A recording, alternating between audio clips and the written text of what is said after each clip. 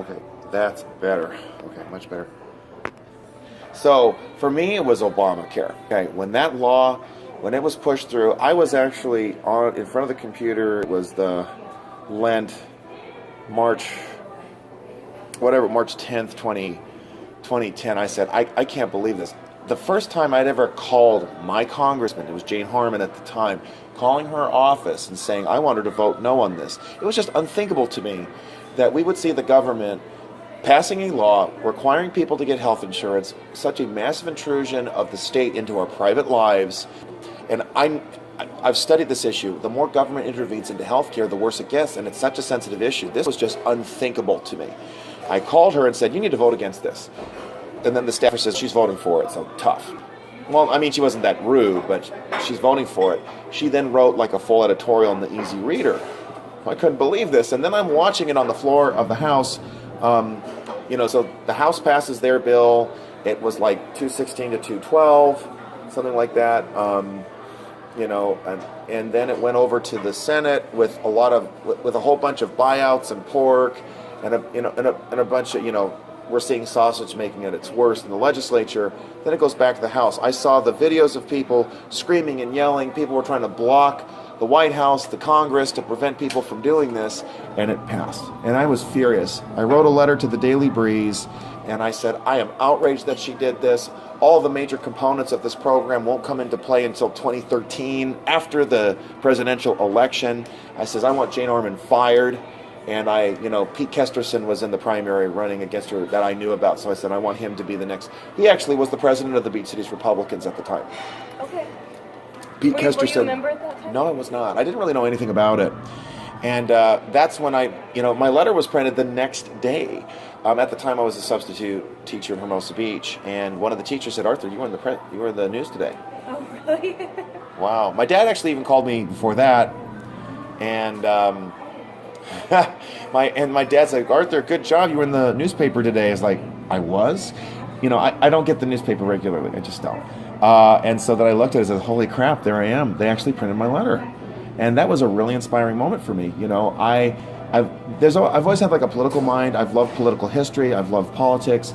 If you want to call me a wonk, that's fine. It was 2001. I'm at UC Irvine. And when the LA Times, they had printed what the new districts would look like for the congressional seats for the census in 2002. I actually cut it out and put it on my wall. Really? Because it's just fascinating to me. This subject is very compelling. Why? I just love it. This is something that really resonates with me. Seeing the process, caring about conservative values, seeing them developed and enact. I mean, even before that, in the '92 elections, I was paying attention. I saw the debates with Bush, Clinton, and Ross Perot. Now, how old are you? 36. Okay, so you were young. You can print it if you want. You can tell the whole world. Yeah, I was. But political history especially has always fascinated me. I love looking at the political cartoons in American history books. History, politics, all, and fighting for, reading about conservative values is just really compelling for me. I just love doing it. It's just like breathing for me. So, and becoming more of an activist, getting involved in the political process. This was Obamacare that made it happen for me. Beyond outraged. I didn't have a big window on how to make things happen. I just said, I'm voting for Kesterson, and then, he didn't make it into the primary. It was Maddie Fine, and I voted for her. The 2010 was a big year. I remember going to Tea Party rallies. I started showing up and saying, we got to stop this. We need to really step up and put an end to this abusive nonsense. This was here in Southern California? Yes, it is. I live in Torrance. The Torrance Tea Party used to meet on the corner of Madrona and Torrance Boulevard on the green grass in front of the plunge. And that's where I was. I was there at a Tea Party rally. I mean, there was just rampant outrage about what was happening. And then it was a really just thrilling experience that election year to see the map of the country, the congressional seats all mapped out, and there was like big sections of blue, and then it was almost entirely red, except for California. Oh, that's another story. But it was just so fascinating to me. I was a sub working a long-term assignment at Lawndale High School, and I put up the map because I actually took a government class. I was covering for a lady named Kathy Dragoni. She had 2 sections of government, 3 sections of world history with sophomores. And this is what it's about for me, politics, government, history, rolling it all together, and I was able to talk about this. It was a very compelling time. I was so happy to see these victories. There was like a sense of rekindling that I can be involved in the political process and start making a difference again. So that was really cool for me. I had a credential. Being a teacher wasn't working out the way I wanted to. I had a great full-time assignment at Port Los Angeles High School, but I was always drawn to politics again. I was always drawn to congressional history, congressional races. These are the things that I was always compelled to. Teaching the subjects was not fulfilling. I had the best program there. They practically gave me everything I wanted. I had small classes. My largest class was 26 students. You go to LA, it's 40 if you're lucky. 40 if you're lucky. You know what I mean? Outrageous what's happening in our public system. I ended up quitting that job too. And this has always been the subject I've been drawn to. Now I got to start getting into it fully. I had strong opinions on issues, and I wanted to be able to express them. I've been writing about stuff for a long time, always loved to write. And so into 2011, I began writing more letters. Jane Harmon retired in February of 2011, and immediately I wrote a letter about it to the Daily Breeze. They printed it.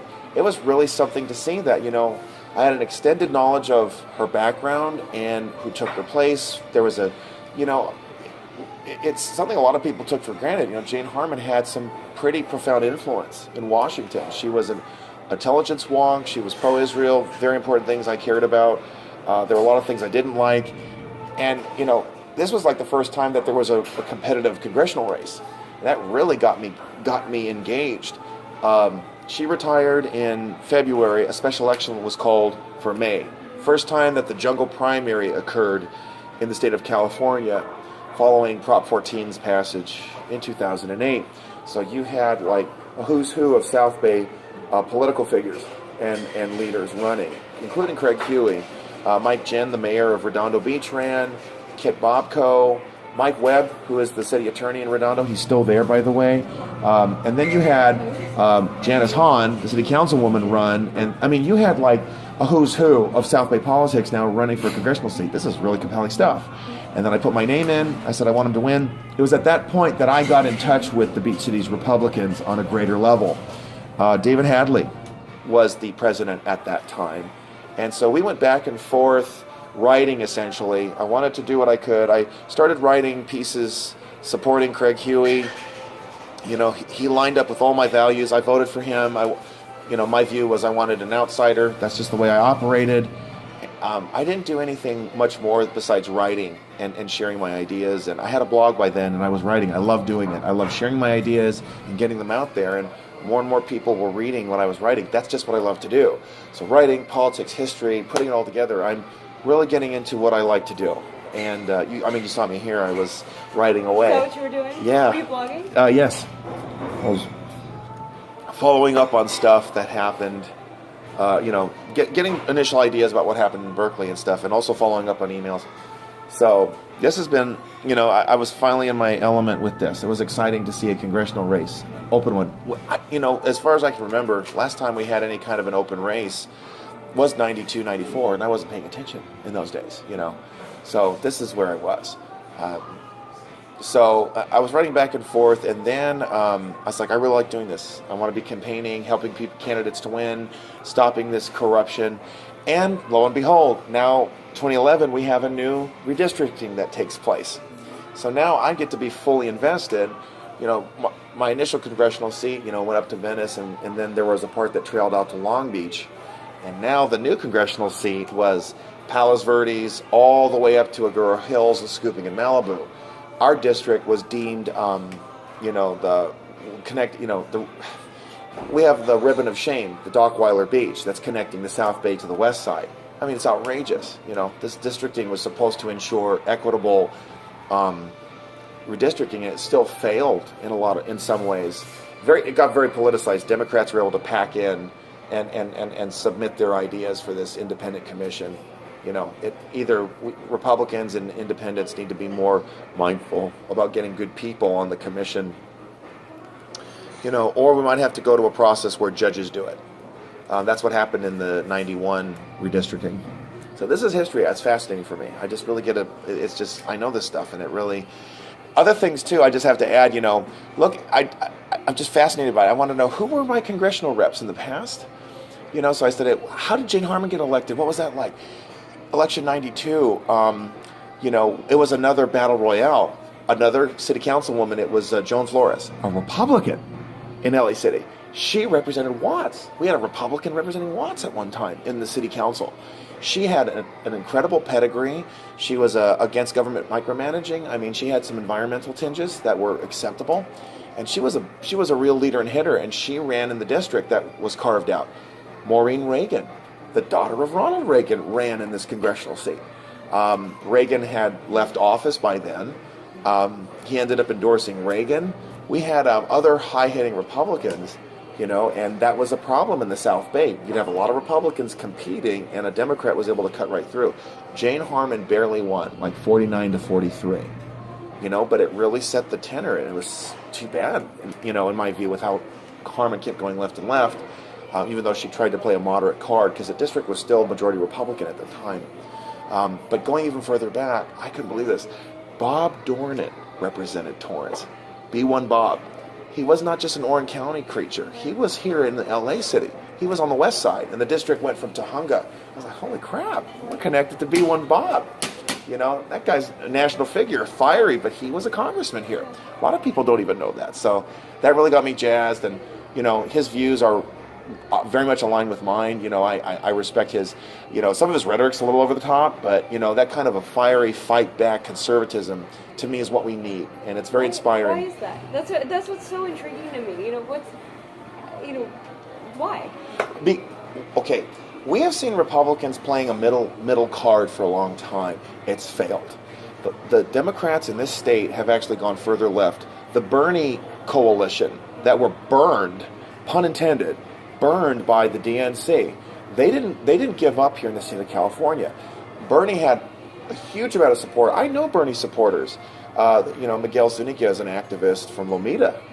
Can you imagine that? Lomita's a pretty easy. Dana Rohrabacher represented. Oh, that was the other thing too. Dana Rohrabacher once represented this area too. Can you imagine that? Anyway, so and the whole Bernie phalanx, they took over the central committees all over the state. It's gone further left. That's why Dianne Feinstein's having a hard time now. She goes to town halls and they boo her because it's the Bernie-crats have taken over. And I'm realizing, they're pushing distinctly destructive policies. And going to the middle of the road or trying to blend in with the blue has hurt us, because there are cultural issues that are deeply essential to any thriving community or state. And to keep caving is still giving Democrats a stronger edge. And when you've got a choice between Dem, Light, and Dem, people are just going to go with the Democrat. And the frustration that the Republicans face, that the base endures over and over again, is becoming more and more intolerable. And we've tried it the nice way. It's not working anymore. I can't remember the name of the author, but it was here in the state of California. I think it was on Foxes and Hounds. And the guy said, Republicans, be audacious. You might as well. We've got nothing to lose. We need to fight and not compromise.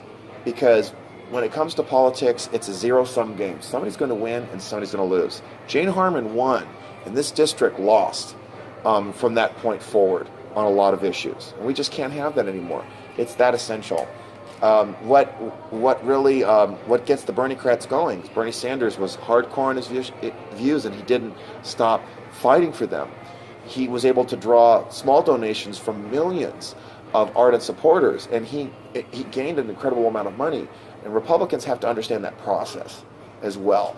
If you really want to get people to vote, if you want to get people off their couch and getting out there, they need to see that you fight for them and are able to accomplish goals for them. Donald Trump's done that. His example and his model has also inspired a lot of Republicans in this state. And that's why it has to be that way. We want someone who will fight and make things happen. Caving and compromising has failed. It's failed in this state. Well, I want to get right back to that, but I'm just curious, at what point, you said you've had this long fascination with politics, going back to when you were a kid. I mean, at what point did you realize, you're conservative, and kind of how. Oh, sure. How'd that come about? Did you grow up here? Yes, I was born in Torrance. Born here at Little Company of Mary, actually. Dad, we were set up in Wilmington, then we moved into the Harbor Gateway, then back to Torrance. But I always say I was born here, raised here. I'm very special. You won't find a lot of Torrance natives like us. Yeah. I mean, everybody's come from other parts of the country. Yeah. San Pedro's special. Most people were born there. Right. It's very different. But I'm unique in that way. There's some of us. So, and it's becoming rarer because the property values are just skyrocketing in the city, as you can imagine. But I've been fortunate to be able to stay. When I knew I was a conservative, I guess it started with just what my mom and dad had raised me with. We were church-going, Bible-believing, and so that. What church? At this point, I'm not attending a church right now, but you can call me, if you need a title, evangelical Christian. Okay, yeah. Absolutely. Just as a side glance, I find a lot of churches don't preach God's word; they run away from it. Again, this liberalism, this compromising liberalism has been creeping in even to churches, and I can't tolerate it anymore. There's a lack of adherence to God's word. They talk about living a good life rather than recognizing Christ's good life and how it transforms us. So that's an issue. Joseph Prince, in a sense, is my pastor. He's in Singapore, and he has a broadcast every day, every Sunday. So I consider him my pastor, if you will. Anyway, so there was a fundamental sense to me about integrity and follow through. I mean, when I was supporting presidential candidates, I actually supported Perot in '92. Read my lips, no new taxes, and Bush caved on that. That really bothered me. That was very offensive to me. And someone like Perot, who was willing to fight for what's right and call out the spending and the excess, it's just a fundamental knowledge. You don't spend money you don't have. And you don't demand others to keep giving money to the government to spend for things that still aren't helping them. That resonated with me. I wasn't aware of his social issues or his cultural issues, which I don't agree with. I'm not for gay marriage. I'm not for baby killing. I'm pro-life. It's just, to me, it's a natural thing. It's a life. Defend it. It's not a matter of convenience for the mother. The life has to be protected as much as possible. For me, though, when my views really started to solidify with a academic grounding, it was 2006. I was teaching in Southgate at the time. I read an obituary in the LA Times. Okay, Milton Friedman died. Milton Friedman had passed away, and I read his views in the obituary, and I was fascinated. I said, I agree with him. I agree. And I started to read more of Milton Friedman. I also began to read more of Friedrich Hayek, these other free market, conservative economists, Austrian economists, and I was just fascinated, devouring this stuff. It totally resonated with me. I agreed with it, and that just really entrenched my conservative views. I started studying issues like healthcare, single payer, and even before that, when I was in college, I was reading Rush Limbaugh. At UC Irvine, I went to the stacks a lot. I really got a university education, but in the stacks, not necessarily in the classrooms. I read about these contentious issues, homosexuality, abortion, single-payer healthcare, socialism. Are these programs really as bad, or are these ideas as destructive as I think they are? And I found a lot of affirmative, objective evidence that affirmed conservative values. And it just really solidified and grounded me as a conservative. So I was ideological, willing to have the discussions, but becoming active, going to rallies, going to town halls, going to city councils to start fighting for this stuff, this became more recent as Obama and these overreaching anti-conservative, anti-constitutional policies were becoming reality. And here in California, it's even more unthinkable. All of these laws against basic First Amendment rights. Ricardo Lara has been one of my biggest targets. This guy wanted to pass a bill, 1146, to essentially shut down every Christian college, denying them the right to promote their moral biblical values, and that they'd be forced to give them up because of discrimination. This is tyrannical. I can't believe we're having this. It's just anti-constitutional what's happening in this state. And rather than sitting by and being shocked, I decided to do something about it. I'm sorry if I'm skipping around. One of your jobs, you'll be able to piece it all together. Another thing that had inspired me, so for 2012, I got involved in elections. I was, hustling, trying to help Bloomfield, who was running for Congress. I was really excited because the thought of Henry Waxman being my congressman was horrific because he was one of the chief architects for Obamacare. Ugh. I set up my own. I had another blog. I called it Waxman Watch. It's still active. It's still alive on the internet, although I don't put anything because he's gone. Thank God. But I started to pound him. I was thinking, how can I educate people to vote for Bloomfield instead of Waxman? So I wrote letters. I had my blog. People started to read it. I wasn't as social media savvy in those days. I didn't even have a Facebook account. I just had the blog. Now I have more of it, so it's easier to share everything. I actually, for the first time, I met Henry Waxman at it was the debate over there in Palos Verdes. They host one every cycle. They will host a debate for the congressional candidates, the state senate, etc. And there I saw Congressman Henry Waxman. I confronted him, and I said, you didn't know what was in your own bill. He admitted it on camera in an oversight committee. It was a energy committee hearing. He's the chairman of the energy committee. That's a big committee. He fought hard. He actually pushed aside a senior member who was supposed to get it. He actually had a vote for it and beat him, which is unprecedented, but he did it. And you'd find him a number of times admitting on camera, I don't know if this is in the bill. I'm like, are you kidding me? Henry Waxman also admitted, like 4 years prior, when he was going after steroid abuse in baseball, he didn't know what steroids were. He didn't know what the legal drinking age or it's in Bigger, Faster, Stronger in this documentary. I can't believe this, and nobody's jumped on him. So then I wrote about it like crazy. I started to share it with people. I confronted him, and I had the blog. I was starting to share it with people, and he actually saw it, and you could see the visible alarm on his face. Henry Waxman had never had a contentious fight ever, and now he was in the fight for his life, and it scared him. He knew who I was. He was at the Venice neighborhood council meeting. I saw him there. He then had a open forum at the Jewish Community Center in Redondo Beach. He called me out publicly and said, "This is a Republican blogger who's writing nasty things about me." And Pastor Yossi Mintz shut me down and would not let me ask a question. It's a public forum, and I saw that. And then you see First Amendment rights under attack. I put the rabbi on full blast as well as the congressman, and people would write back. I was writing for the Patch at the time. They were much more open, and people were saying, "That's terrible. I'm voting for Bloomfield." Starting to have an impact that you can really scare these people and make them, make them take notice and put them on full blast. That was really inspiring. So, unfortunately, Henry Waxman won, but it was the closest of his career. And then we started to go after him even more. Saul Alinsky, Rules for Radicals, a blogger named John Hawkins said, conservatives can follow these principles too. And we can actually win because we're the constructive alternative. We're about promoting principles, not just seeking power. So I started to do the same thing. I would hammer Henry Waxman on everything. I would hammer him on everything from the Syria issue. Are they going to have a military fight? I hammered him. Oh, and this was the best part.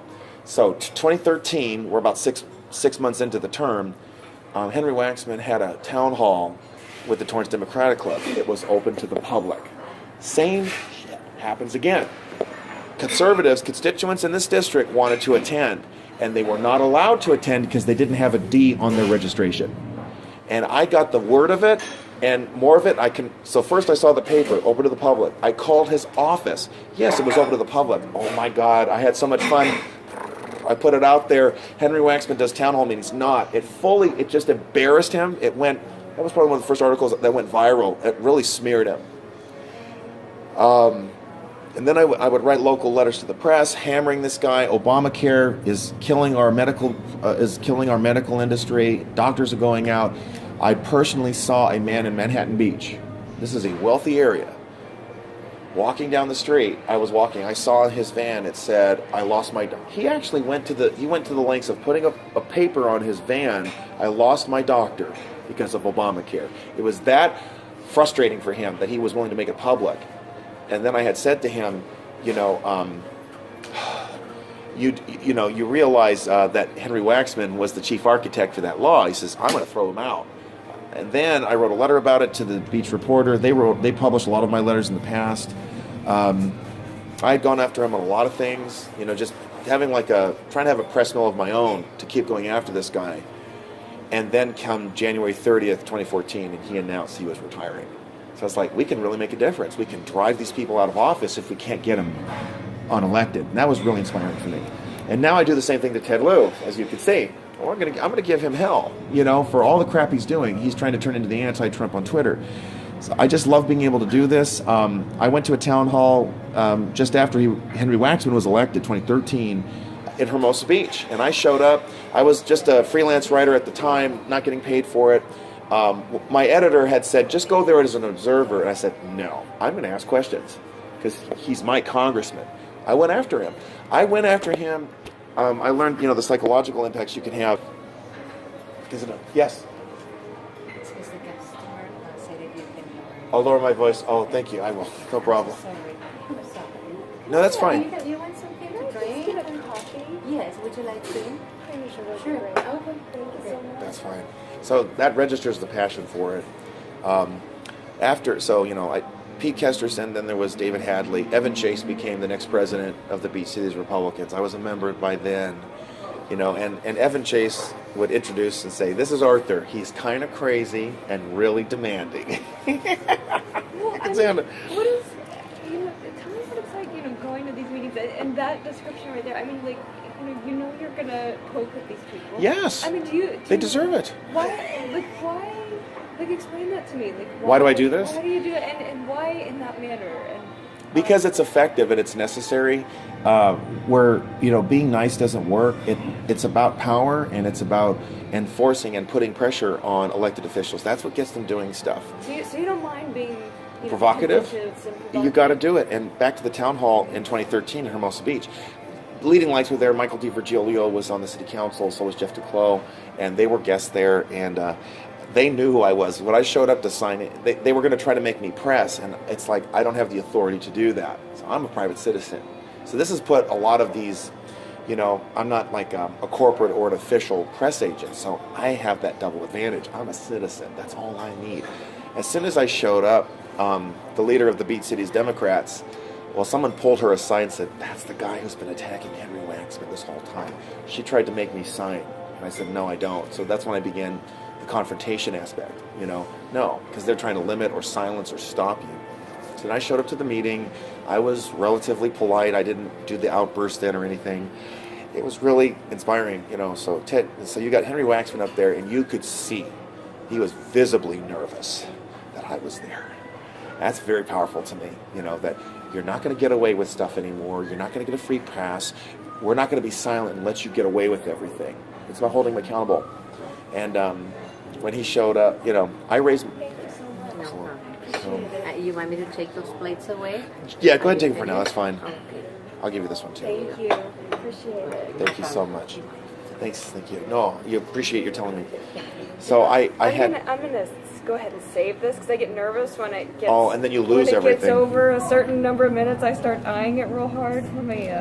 You got to do it. It's a good idea for me to check as well.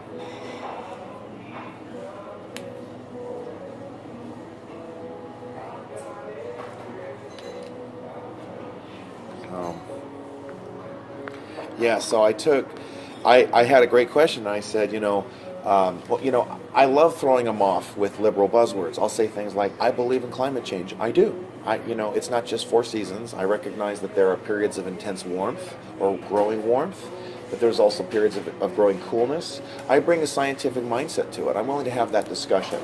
I don't silence people, and that's the problem I have with the left. They want to silence people. I refuse to be silenced. That's part of the reason I'm provocative. You're trying to silence us, and I won't allow it. I believe in it. I just don't think it's a serious issue that requires government intervention. It will cool off again. These are patterns that extend over longer periods of time. They're growing grapes again in England. Why is that a bad thing? It happens. It just comes and goes. So there was that, and I said, what are you going to do for the veterans? Because one of the biggest points of contention against Waxman in the 2012 election, the Brentwood VA has gone practically unused for our veterans. We have the largest homeless veteran population in the country in LA County. And who's represented the Brentwood VA all these years? Henry Waxman. He did nothing about it. So this has been an easy point of contention for me. I hammered him.